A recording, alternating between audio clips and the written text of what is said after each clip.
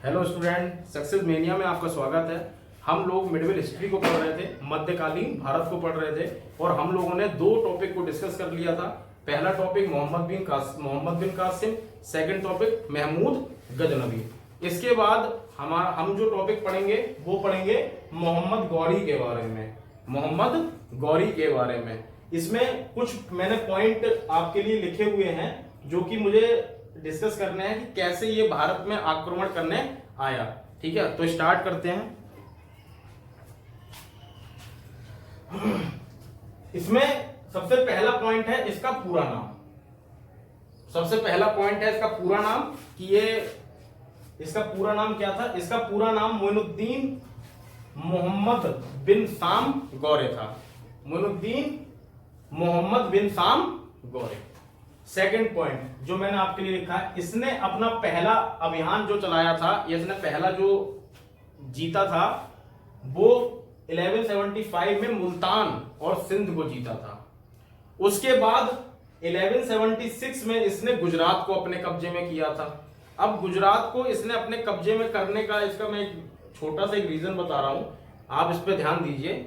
जैसा कि हम लोग जानते हैं कि दिल्ली पे उस टाइम कौन राज कर रहे थे, पृथ्वीराज चौहान, जो कि एक अपने आप में बहुत वीर व्यक्ति थे। और इनके अब हम पृथ्वीराज चौहान के लिए मैं बाद में आपके लिए पर्टिकुलरली एक टॉपिक लेके आऊंगा और उसमें हम पृथ्वीराज चौहान के बारे में ही डिस्कस करेंगे, उनके पूरे बायोग्राफी के बारे में डिस्कस करेंगे। बट अभी हमें सिर्फ इनका नाम ही यहाँ पे डिस्कस करना है।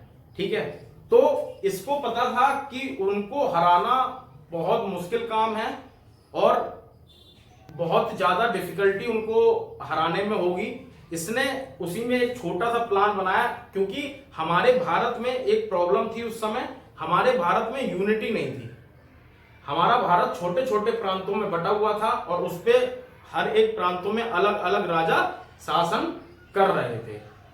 इसी दौरान इसने एक अपना एक छोटा सा प्लान बनाया। इसने कहा अगर मुझे दिल्ली तक पहुंचना है तो मैं क्यों ना एक छोटे छोटे प्रांतों को हरा के दिल्ली तक पहुंचूं। वही चीज इसने करी। इसने 1176 में गुजरात को अपने कब्जे में किया, 1179 में पेशावर को इसने अपने कब्जे में किया, 1186 में पंजाब को, संपूर्ण पंजाब को अपने कब्जे में किया। हम दोबारा डिस्कस करते हैं। 1175 में मुल्तान को, 1176 ईस्वी में गुजरात को, 1179 ईस्वी में पेशावर को और 1186 ईस्वी में संपूर्ण पंजाब को। अब इसका अभियान, इसने ये छोटे छोटे प्रांतों को जीत के अब इसका अभियान कहां था, दिल्ली था। ठीक है, क्योंकि इसको दिल्ली पर राज करना था। ठीक है, तो अब इसको दिल्ली पर राज करना था, बट वहां पे कौन बैठे हुए थे, पृथ्वीराज चौहान। ठीक है, तो हम अब छोटे छोटे पॉइंटों में इसके बारे में डिस्कस करेंगे, क्योंकि इसके द्वारा 3 महत्वपूर्ण युद्ध हमारे भारत में लड़े गए थे। हम उनको भी डिस्कस करेंगे और पॉइंट को लिख लिख के डिस्कस करेंगे। तो मैं ये इसको रफ कर रहा हूं, अगर किसी को स्क्रीनशॉट लेना है तो एक बार स्क्रीनशॉट ले ले।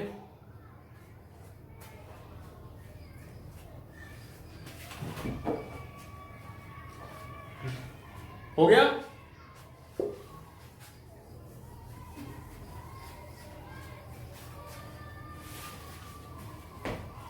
अब हमको इसको डिस्कस करना है। सबसे पहला पॉइंट है, ये 12वीं शताब्दी के अंत में भारत आया था।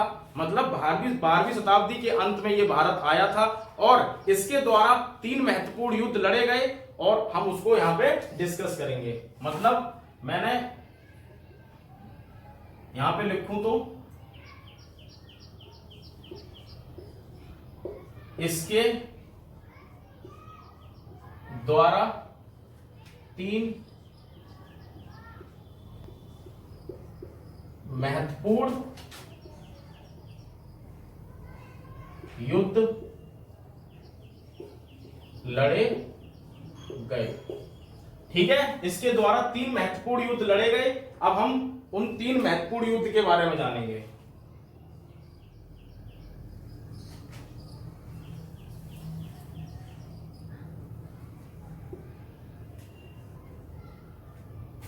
तीन महत्वपूर्ण युद्ध के बारे में जानेंगे। इसमें सबसे पहला युद्ध जो है first battle of Tarain.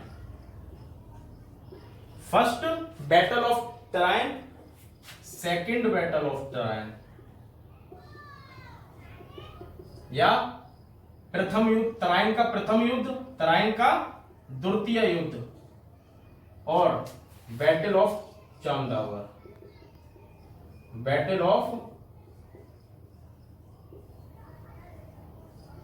Of चांदावर। ठीक है, अब हम इनके सन के बारे में लिख ले रहे हैं कि किस किस सन में। तो 1191 ईस्वी में तराइन का प्रथम युद्ध लड़ा गया। 1192 ईस्वी में तराइन का द्वितीय युद्ध लड़ा गया, और 1194 ईस्वी में तराइन का तृतीय युद्ध लड़ा गया। सभी को दिख रहा है? अगर स्क्रीनशॉट लेना चाहें तो स्क्रीनशॉट ले लीजिए इस चीज का। ठीक है, अब हम लोग इसके बारे में लिखेंगे कि तराइन का जो प्रथम युद्ध था वो किस किस के बीच में लड़ा गया। तो इसमें तराइन का जो प्रथम युद्ध था वो मैं शॉर्ट फॉर्म में लिख रहा हूं, मोहम्मद गौरी के बीच में वर्सेस पृथ्वीराज चौहान के बीच में लड़ा हुआ। ये शॉर्ट फॉर्म लिखी हुई है, ये मोहम्मद गौरी और पृथ्वीराज चौहान। अब इसमें विनर कौन हुआ, इन दोनों की लड़ाई में विनर कौन हुआ? तो इसमें विनर कौन हुआ? पृथ्वीराज चौहान विनर रहे। ठीक है, इसमें हम लोगों ने पहला युद्ध किस किस के बीच में हुआ? मोहम्मद गौरी के बीच में और पृथ्वीराज चौहान के बीच में, जिसमें विनर कौन रहे? पृथ्वीराज चौहान। ठीक है, अब सेकंड बैटल किसके बीच में हुआ? सेकंड बैटल भी मोहम्मद गौरी के बीच में और पृथ्वीराज चौहान के बीच में, मतलब मोहम्मद गौरी के बीच में और पृथ्वीराज चौहान के बीच में द्वितीय युद्ध लड़ा गया, जिसमें विनर कौन रहा है? मोहम्मद गौरी विनर रहा। इसमें विनर वो क्यों बना या विनर वो क्यों हुआ, ये पॉइंट अभी हम डिस्कस करेंगे। ठीक है, अब थर्ड बैटल किस किस के बीच में हुई? थर्ड बैटल जो थी वो राजा जयचंद और मोहम्मद गौरी के बीच में हुई। राजा जयचंद और मोहम्मद गौरी के बीच में हुई। इसमें विजय कौन रहा या विनर कौन रहा? तो विनर यहां पे मोहम्मद गौरी रहा। कौन रहा? मोहम्मद गौरी। ठीक है, अब यहां पे हम लोगों ने क्या डिस्कस करा, आप लोग स्क्रीनशॉट भी ले लीजिए, मैं यहां से बोलता हुआ जा रहा हूं। इसमें हम लोगों ने ये पढ़ा कि तराइन का प्रथम युद्ध किस किस के बीच में हुआ। इसमें तराइन का प्रथम युद्ध मोहम्मद गौरी और पृथ्वीराज चौहान के बीच में हुआ, जिसमें विनर कौन रहा? पृथ्वीराज चौहान। तराइन का द्वितीय युद्ध कौन किस किस के बीच में हुआ? मोहम्मद गौरी और पृथ्वीराज चौहान के बीच में हुआ, जिसमें विनर कौन रहा? मोहम्मद गौरी। बैटल ऑफ चांदावर या चांदावर का युद्ध किस किस के बीच में हुआ? जयचंद और मोहम्मद गौरी के बीच में हुआ, जिसमें विनर कौन रहा? मोहम्मद गौरी विनर रहा।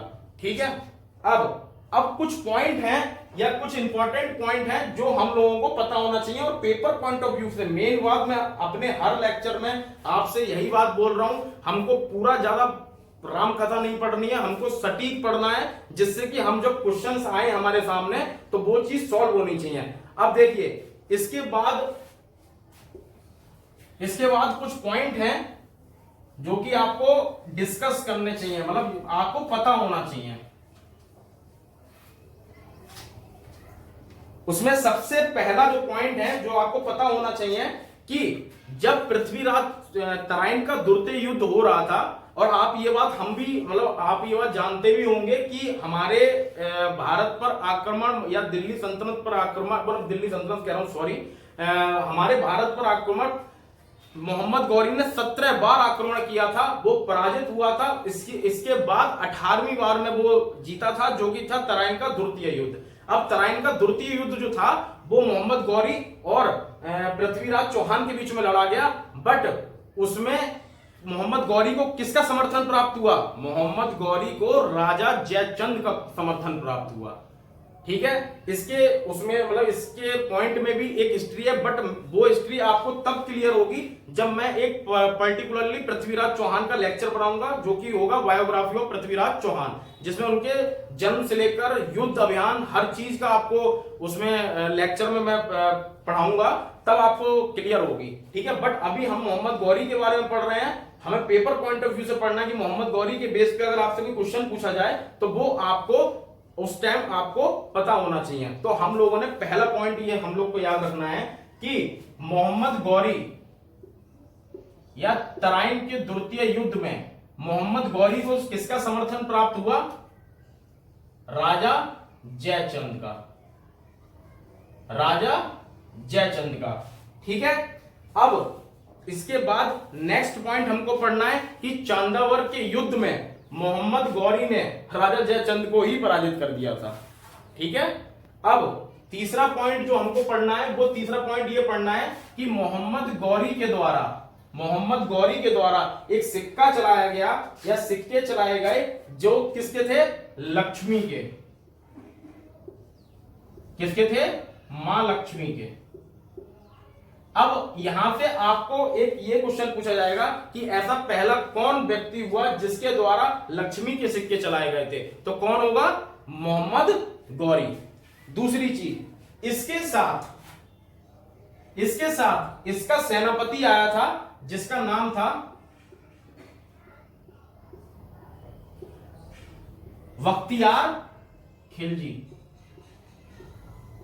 बख्तियार खिलजी, जिसके द्वारा नालंदा विश्वविद्यालय को ध्वस्त कर दिया गया था।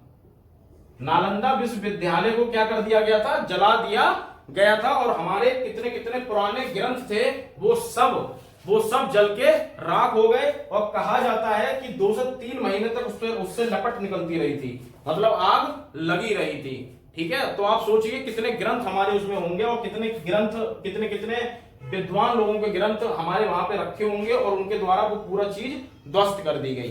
अब दूसरी चीज, अब इसके बाद आपको एक पॉइंट और पता होना चाहिए कि मोहम्मद गौरी की हत्या कैसे हुई। मतलब मोहम्मद गौरी की हत्या कैसे हुई या किसके द्वारा मोहम्मद गौरी की हत्या कर दी गई। देखो, मोहम्मद गौरी की जो हत्या थी वो खोंखर नामक जनजाति के द्वारा कर दी गई। किसके द्वारा? खोंखर नामक जनजाति के द्वारा कर दी गई। और वो कहां करी थी? पाकिस्तान में। कहां करी थी? पाकिस्तान में। अब जब मोहम्मद गौरी की हत्या हो गई या मोहम्मद गौरी यहां से वापस जा रहा था, क्योंकि इसकी जो हत्या थी वो तो यहां से जाने के बाद ही तो हुई थी, तो इसमें क्या पॉइंट है? इसके बाद क्या था कि मोहम्मद गौरी ने जो इंडिया का काम था या हमारे भारत का जो काम या जो तख्त था वो अपने ही एक गुलाम और वफादार गुलाम को सौंप के वो यहां से जा रहा था, जिसके बाद उसकी हत्या कर दी गई रास्ते में ही। ठीक है, अब इसके ही द्वारा, अब उसका एक गुलाम कौन था? तो जो उसका गुलाम था वो था कुतुबुद्दीन ऐबक। इसके बाद कुतुबुद्दीन ऐबक के द्वारा दिल्ली सल्तनत की नींव रखी गई, जो कि हमारा है नेक्स्ट टॉपिक। तो आपको सिर्फ इतनी बात याद रखनी है यहाँ पे, मोहम्मद गौरी को जब विजय प्राप्त हुई थी तराइन के द्वितीय युद्ध में, तो किसका समर्थन प्राप्त हुआ था? राजा जयचंद का। मोहम्मद गौरी के द्वारा मां लक्ष्मी के सिक्के चलाए गए थे। अब आपसे क्वेश्चन ये भी पूछ लिया जाता है कि ऐसा कौन सा पहला व्यक्ति था जिसके द्वारा मां लक्ष्मी के सिक्के चलाए गए थे? तो कौन था? मोहम्मद गौरी। तीसरा पॉइंट, इसका एक सेनापति था जिसका नाम था बख्तियार खिलजी। उसके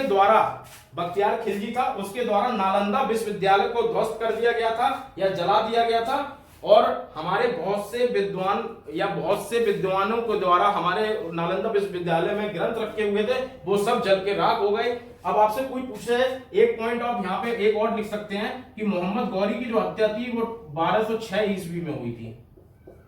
खोंखर नामक जनजाति के द्वारा मोहम्मद गौरी की हत्या हुई। और खोंखर नामक जनजाति कहां पाई जाती है? पाकिस्तान में। ठीक है, इसके बाद इसी के हत्या से पहले वो राजपाट छोड़ के जा रहा था या सौंप के जा रहा था, तो उसने अपने भारत का राजपाट अपने ही एक गुलाम जिसका नाम था कुतुबुद्दीन ऐबक, उसको वो सौंप के चला गया और उसकी रास्ते में हत्या कर दी गई।